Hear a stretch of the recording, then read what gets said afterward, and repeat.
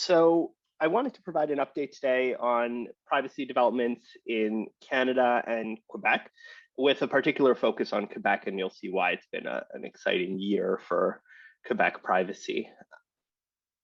So to provide kind of a landscape overview of Canadian privacy law to get everyone situated, Canada has a privacy statute called the Personal Information Protection and Electronic Documents Act, which we call PIPEDA. And that came into force in 2001, so it's quite dated. And that legislation applies throughout Canada, subject to there being a substantially similar provincial legislation, which then displaces PIPEDA. So as it stands, PIPEDA applies everywhere in Canada outside of BC, British Columbia, Alberta, and Quebec. It also governs federal works, undertakings, or businesses like trains, planes, banks, and so forth, and also governs cross-border data, though, as you'll see with Quebec, there's some questions about that. And BC, Alberta, and Quebec have developed their own substantially similar legislation. In BC and Alberta, it's called the Personal Information Protection Act. In Quebec, it's the Act Respecting the Protection of Personal Information in the Private Sector. It's a mouthful, we'll just call it the Private Sector Act in Quebec.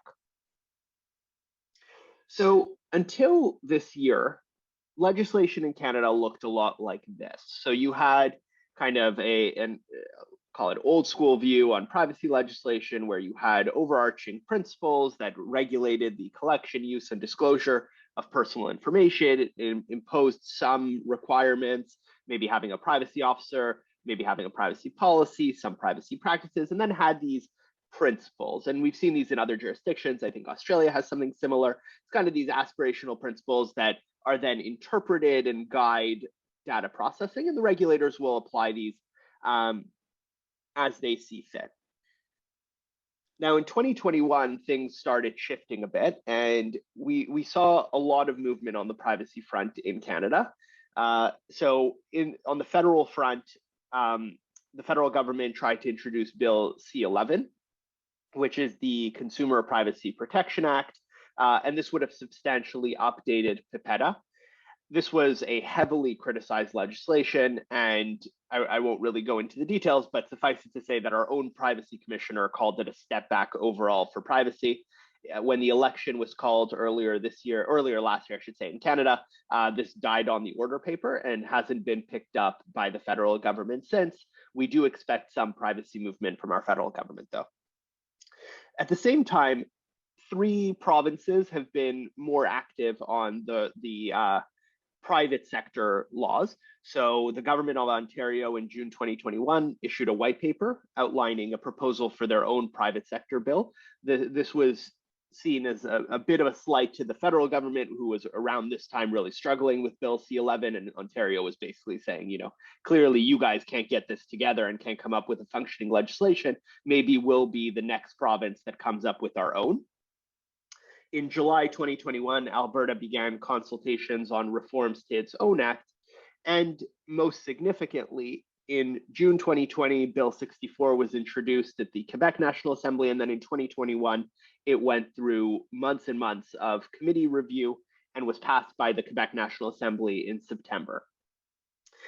There were also some significant developments in the public sector privacy laws, including in Quebec and in BC, but I think those will be beyond the scope of today's discussion. And so what is the Quebec Private Sector Act after Bill 64?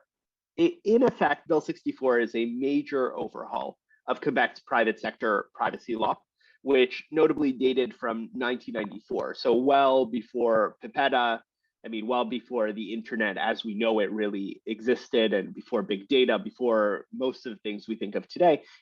Prior to this update, it had really slim provisions, probably the slimmest among Canadian jurisdictions. And so Quebec sort of took a 180 and said, we're going to implement something that is super consumer friendly, that is super protective, and that has many provisions modeled after the GDPR. And similar to the GDPR, and similar to most of these laws, it has a delayed effective date, which for the most part is 2 years after enactment. There are a few exceptions. Some provisions will come into effect in a year. So in September 2022, in this year, I should say, and one provision concerning data portability will come into effect in September 2024. So cognizant that this is sort of an international group, I want to start off by kind of who does this apply to and why should any of you care about it? And so Quebec's Private Sector Act applies to anyone, quote, carrying on an enterprise who collects, holds, uses, or communicates personal information. An enterprise in Quebec civil law is defined broadly. It's an organized economic activity, whether or not it's commercial, consisting of producing, administering, or alienating property or providing a service. So basically anything you would think of as a commercial activity. There's notably no size or revenue threshold. And it applies whether the enterprise keeps the information itself or engages a third party like a processor. There are very limited private sector exceptions, journalistic, historical, genealogical material in some cases, and personal information that's really business identifying information like someone's title, their phone number and email at work, the type of information that you would likely find on a business's website. Now, Quebec's privacy regulator, the Commission d'accès à l'information, takes a broad view of the Act's territorial application, and this is in line to what we just heard about Brazil, in line with the GDPR. And they have held in the past that even limited Quebec operations constitute operation of an enterprise in the province. So in the past, if you had an Ontario corporation that sold goods and services in Quebec and had sort of a skeletal office in Quebec, that would be sufficient. And then in February 2021, Canada's privacy commissioners issued a joint report with respect to Clearview AI. And we've seen this in other jurisdictions. There's one in the UK. Everyone's sort of angry about Clearview. And they took this opportunity to sort of set out their views on a few topics, including the territorial application of their privacy statutes. And they held in that report the fact that a company is located outside of Quebec, Alberta, and BC does not mean it can evade obligations under Quebec's Private Sector Act and the BC and Alberta Act. And this is the key point. Indeed, whenever a company collects the personal information of individuals located within a province, regardless of where the company is located, the provincial acts apply.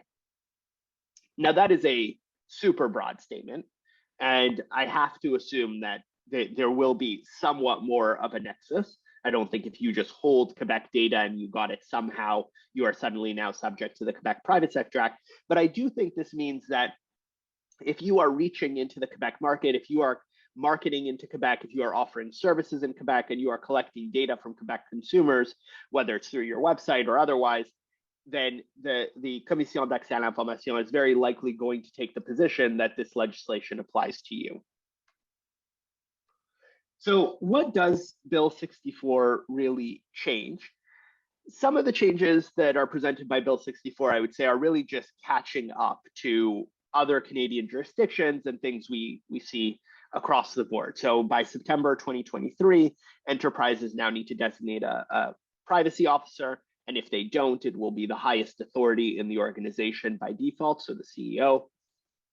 Also by September 2023, there will be an obligation to report and notify individuals of data security incidents, which are called confidentiality incidents in the Quebec legislation. There's a number of provisions providing for greater governance requirements and transparency, things you need to put on your website, different notices, tell people what you're doing with their data, sort of the basics.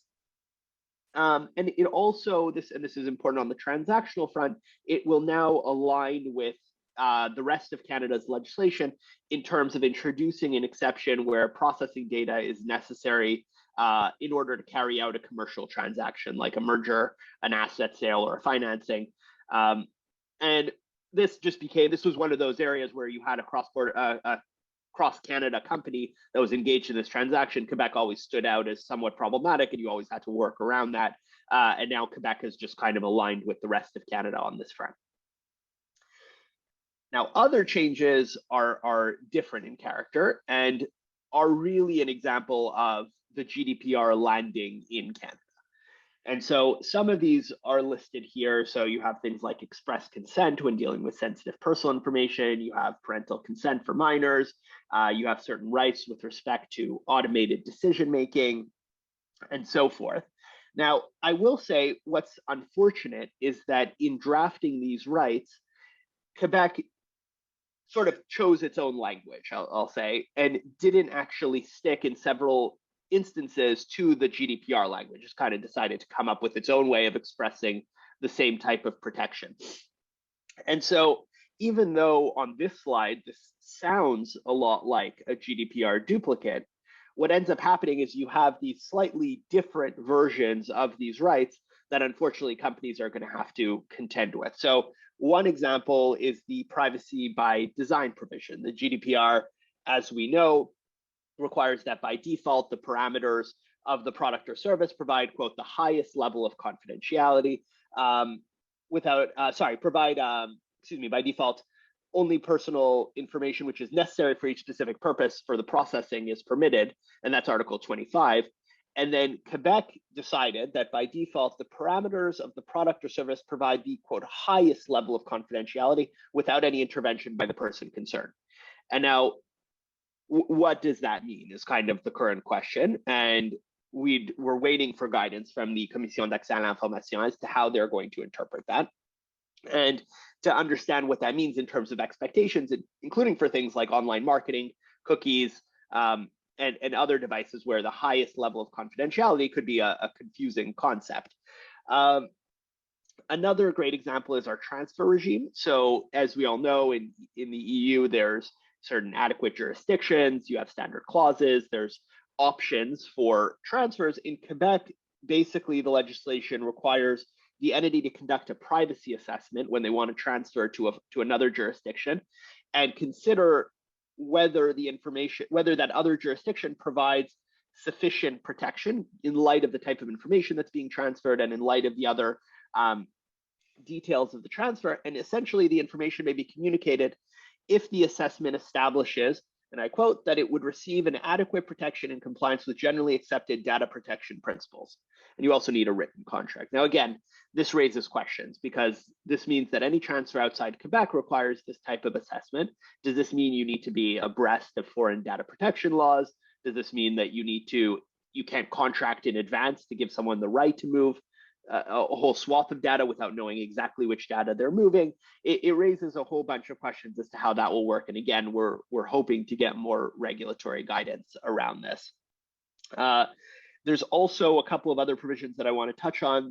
You'll see the opt-in requirement when using technology to collect personal information that includes functions allowing individuals to be identified, located, or profiled. This is particularly interesting because the legislation is not actually drafted this way. It doesn't say there's an opt-in requirement or express consent is required. What happened was that while the legislation was in committee, the committee changed the sentence that you have to provide individuals with information on how to deactivate these features into the sentence, you have to provide information to individuals on how to activate these features. And so there's no express provision that says they have to be deactivated by default, but that's sort of the implication of the statute. And again, this provision is likely to have impact, and we'll have to figure out how it applies to things like online marketing and so forth. The last point I want to add as a gloss on where this is interestingly different is that the statute purports to regulate anonymized data. So when your use of the data has finished, when the purposes for which it was collected have been achieved, you have the option of securely deleting it, or I quote, in order to use it anonymize it in order to use it for a serious and legitimate purpose. So traditionally, we think of if you can achieve true anonymization, it's no longer really subject to data protection laws once it's really anonymized. And in Quebec, you can actually only anonymize if you meet this further test. And again, we'll expect to see guidance around that. So in terms of why this is going to matter to Quebec, Canadian, and foreign companies, the enforcement that comes with this legislation is very significant. So there's heightened penalties and fines. We're looking at numbers similar to the GDPR, except I'll note that fines are doubled for subsequent offenses. So you could actually, if you have 2 penal offenses, end up at 8% of worldwide turnover. There's also a private right of action with punitive damages of at least $1,000 where a violation of the act causes an injury and is intentional or results from gross negligence. So I will say that at least in the one decision we've had on the merits of a data breach, Quebec courts have been forgiving on this standard. And so I'd expect that this won't be sort of the base case in most instances. And then just to briefly touch on next steps, for companies, it's time to get to work. If you're a Quebec entity, you really have to understand this. This is a complete shift from the Canadian landscape that we've had until now. And so it's time to sort of get to work in terms of putting it into effect, the same way as the GDPR process took time and other processes. I'm sure the Brazil process also took companies a lot of time. International companies should look at the Quebec statute and try to understand all the gaps from other statutes and regimes that they're subject to and ensure that they're accounting for the Quebec specific provisions. In terms of us practitioners, I think we're really waiting for guidance. We need the CAI to explain some of these provisions. Right now, we're working off of assumptions, and depending on where companies want to be in terms of conservative or less conservative postures on some of these provisions, we'll tailor our advice. But I think it will be really important, especially in the provisions that I've highlighted today, to get some regulatory input on what they really mean. And finally, I think this fits into the patchwork piece that we're seeing really in the US, we're seeing in Canada, where everyone is sort of hoping for some harmonization. Unfortunately, I think Bill 64 could have done a better job in this respect, but it is what it is, and it is a very strong privacy legislation nonetheless. So with that, I'll turn it back to Ted and Hannah. Great, thank you very much, Corey. That was, again, very, very good and helpful. Are there questions for Corey about either existing or expected Canadian law in the provinces or at the federal level? Well, I have a question about this anonymization, the anonymized data. I mean, this seems really extraordinary to me. And I'm wondering if there's going to be guidance, if there are going to be some kind of parameters. It seems actually quite unworkable unless the reasons that, I can't remember the terms you used, whether it was like legitimate or whatever reasons for. Serious and legitimate. Okay, yeah, I mean, unless that kind of is all encompassing for anything that's not in violation of law. It's just a very bizarre concept from a privacy perspective. So I'm asking, is there going to be some kind of guidance or something about that? I mean, we really hope so. I'm currently negotiating a vendor contract for one of our clients where the vendor is essentially saying, like, you don't understand. There's no way for us to remove your client's data. Like, we anonymize everything, it gets mixed in with a ton of other data, but there's no way we can just exclude your client's data because you're from Quebec and make sure that it doesn't sort of fall within our broader processes. And we're sort of we're struggling because I'm trying to explain that I can't just say you can do whatever you want with your anonymized data after you have it. So I really do hope that's the case. I think that it will be necessary for the regulator to take a broad view of serious and legitimate, but again, it's really an open question. Okay, thank you. Was there any background on the thinking behind it? Like, how are we protecting individuals' privacy? I'm not sure. I can take a quick look to see if we have anything, but I know this went through a lot of committee discussions, and unfortunately, in some cases, the committee didn't seem completely attuned to sort of business realities as much as the idea of being the committee that gets to decide data protection law. And so I'm not sure that this was totally thought out. All right, thank you.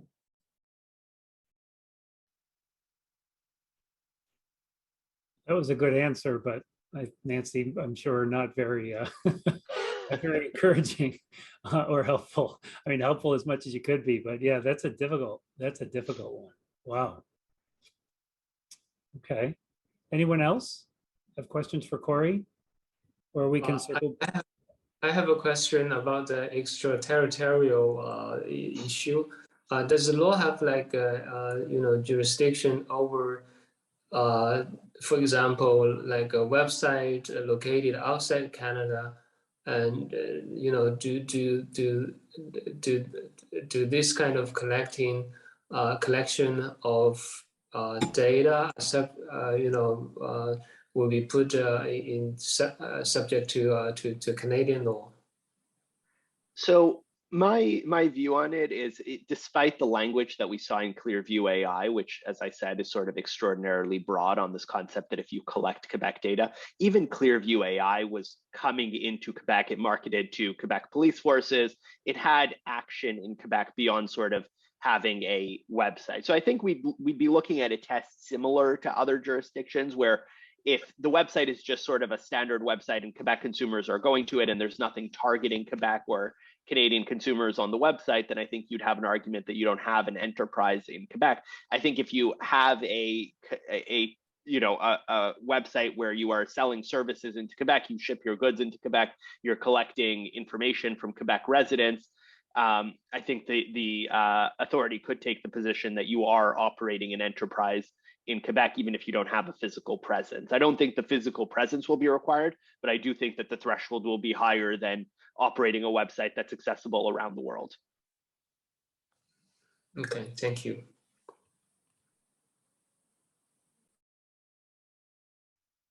That's great.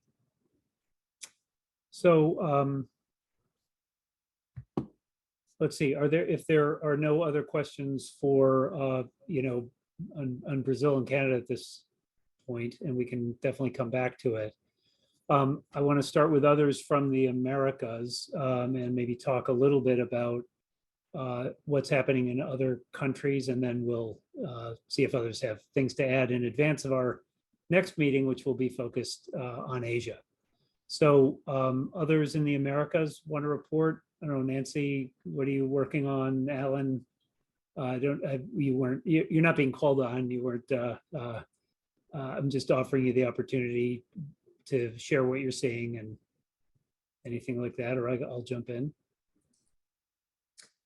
Well, I'll say I think that there's a lot of activity at the state level in the legislatures, and we're expecting that there will be quite a lot of developments with new state privacy and possibly data security laws as well. This is following in on the heels of California, Virginia, and Colorado, all of which are taking a sort of a consumer protective approach. And then we have Congress thinking about how to maybe resolve these disparate approaches. They're somewhat disparate, but whether Congress wants to do something to have a national standard. So there could be quite a bit of activity this year. These a lot of changes will happen in these three states, California, Virginia, and Colorado, as of the 1st of 2023.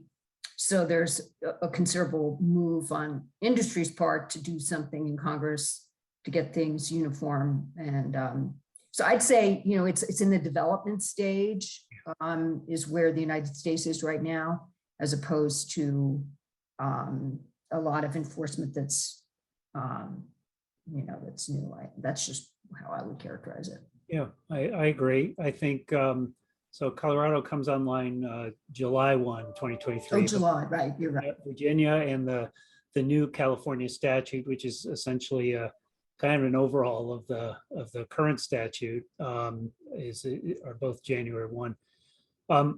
One thing that I think will be interesting, as Nancy pointed out, because businesses all over it, are the gaps among the statutes. And then when you layer on particular sector laws that may not be completely exempted, at least in California, in terms of the entities that are subject to those laws, not all of their data collection practices would be exempt in California.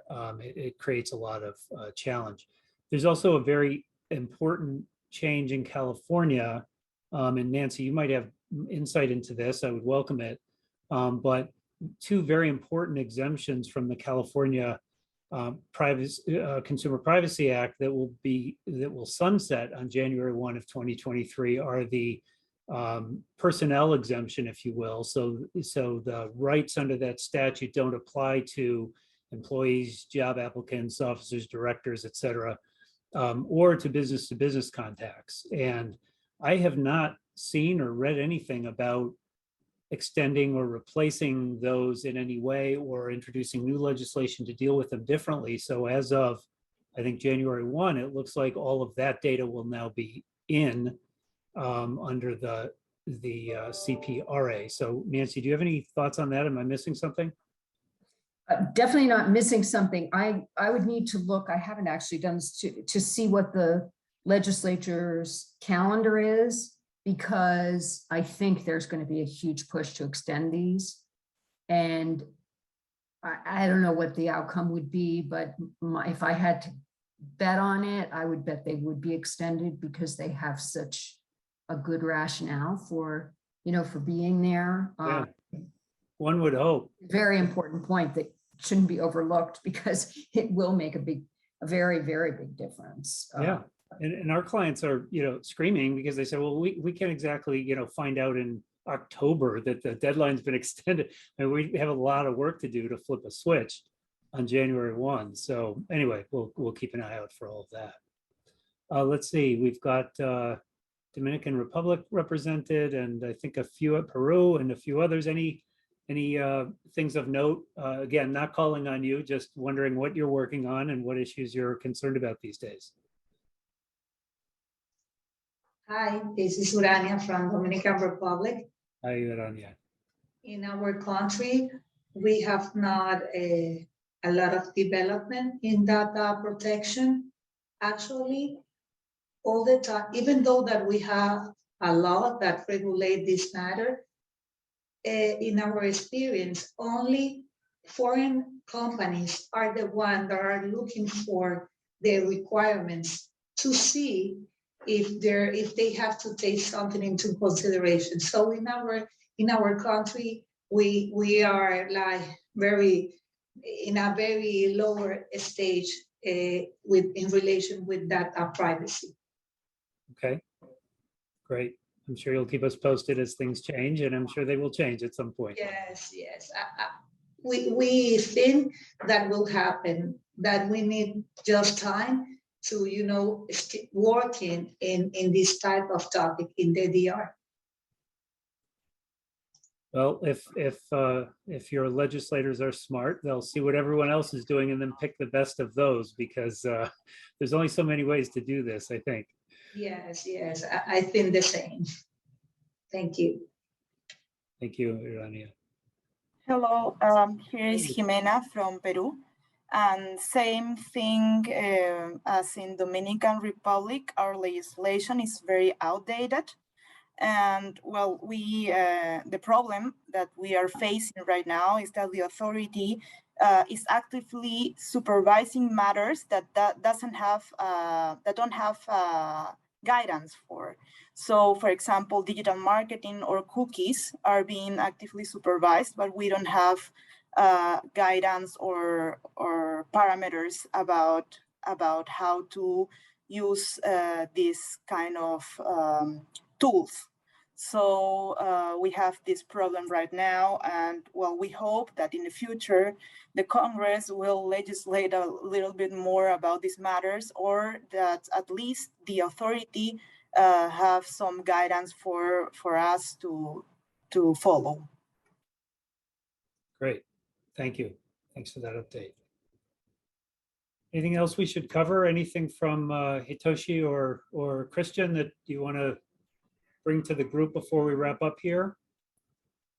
Again, our next meeting will be focused on Asia, and several of you are from Asia. Kent. I'm sure you're in the midst of Olympics mania over there, and looks like successful games so far. So congratulations. Thank you. Anna? Nandan, I see you have, Nandan has raised his hand. Oh, sorry, I didn't see Hi. that. Oh, very good. Thanks, Hannah, and thanks, Ted. Hi.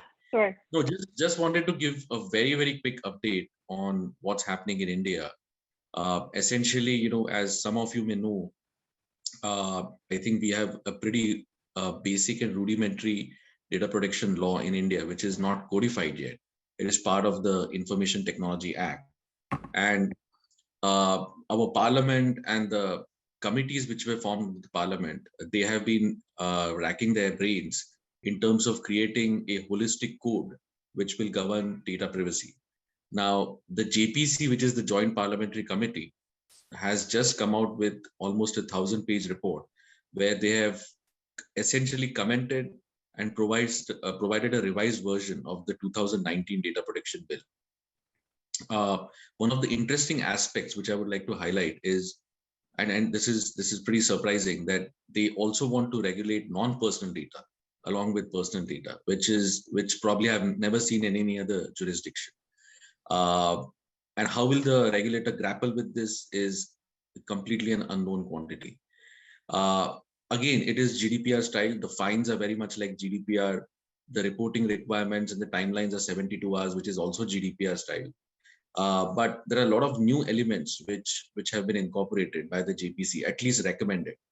And just today, I came across a report where essentially some of the parliamentarians have a view that because the original data protection bill came out in 2018 and we are already in 2022, because of the technological changes, the e-commerce marketplace is being evolved in India, AI technologies, other automated technologies coming out, they want to essentially redraft the entire data privacy bill. So it's quite unfortunate that India as a country have not been able to make any progress for the last 4 years. We were hopeful that there will be a new data protection law at least in 2022, but we don't know now what will happen. Well, thank you for that update. When you say non-personal data, can you describe what that encompasses? Sure. So non-personal data would essentially mean anything and everything to do with data which is created by machines, data which is created by IoT devices. It could also broadly encompass trade secrets and other forms of non-personal data which companies have. In fact, there was a pretty big report which came out last year in relation to the non-personal data framework, which actually kind of required mandatory sharing of non-personal data and licensing regime between different companies in India and between private sector and public sector. So we don't really know what shape and form it will ultimately take. And I'm still not convinced about the need to add non-personal data in a personal data protection bill. Thank you. I thought it was just me. Okay, good. Thank you, Nandan. That was helpful. Okay, let's see. So I think only, there are two other items on the agenda. Very briefly, the data breach guide. I need to reach out to the firms in the Americas to get their updates. I will do that. I'm months behind on doing that, but we will do that. Nancy has offered to help on the US, at least you did in the past on the US portion, and I'll take you up on that. And so we'll reach out to you with your prior submission and ask you to update it if there are updates. And then Hannah, do you want to talk a little about the new website? Sure, thanks, Ted. So we are launching a new website, hopefully, fingers crossed, next week. We're doing the soft launch this week and testing everything. But we'll have a couple of new features that we haven't had in the past. One of the things that we are implementing is a CRM system, which most of you as law firms have, and we had a very archaic one that wasn't super functional. So there will now be a lawyer and professional directory on the website. So you can search by any firm, by any practice area, by any region, that sort of thing, to find contacts. So it'll be much more user-friendly for you all to use. And the other thing that we're adding to the website is a discussion board. So basically, like, you know, if you're familiar with Reddit, like a thread on a topic where you can open up a thread if you have a question that you want people to weigh in on, or just need a quick response. The discussion boards will be a place for you to go start a discussion. People can opt in and out of individual discussion boards without opting out of the privacy and data protection group altogether. So like I said, we're aiming for next week for a launch for that. You all should receive an email. It will go to all of our users across the board, but we're really excited about both of those features. That's great. Speaking of searching for contacts and so forth, I'll just put in a plug. I have found it very attractive to clients. My engagement in the World Law Group's privacy and data protection group. When you're talking to large companies or even small companies with international operations or presence or sales or anything, you know, I encourage you to highlight that and then take advantage of it. So we've had, you know, matters in several other countries, but, you know, most immediately we've gotten engagements only because we were able to show that we could cover the client wherever through our relationships. So I encourage you all to stay active in this group and also to promote it because it's to your benefit in your personal practice. Really, in my view, a very important feature. Yeah, Ted, and to that point, you know, we've talked in the business development committee about having individual firm presentations. So let's say, Ted, you want to talk about the capabilities that you have because of your World Law Group relationship, and we can sort of tailor it to whatever that presentation may be, whether it's to your executive committee or if it's to just your privacy group, whatever the case may be, we're happy to work with you. And, you know, if you want any of us to make an introduction to a contact in other countries, let us know. I mean, Ted, Christian, Hitoshi have been, you know, longstanding members of the network and know a lot of people. And of course, running the practice groups, I do as well. We're happy to make that connection. And if it's a matter of getting them to come to a client pitch with you or whatever the case may be, please use us as a resource and reach out to us. Great. Well, with that, we'll let everyone get to their calls at the top of the hour. Hopefully some of you will go to bed and we'll see you all soon. Thanks very much.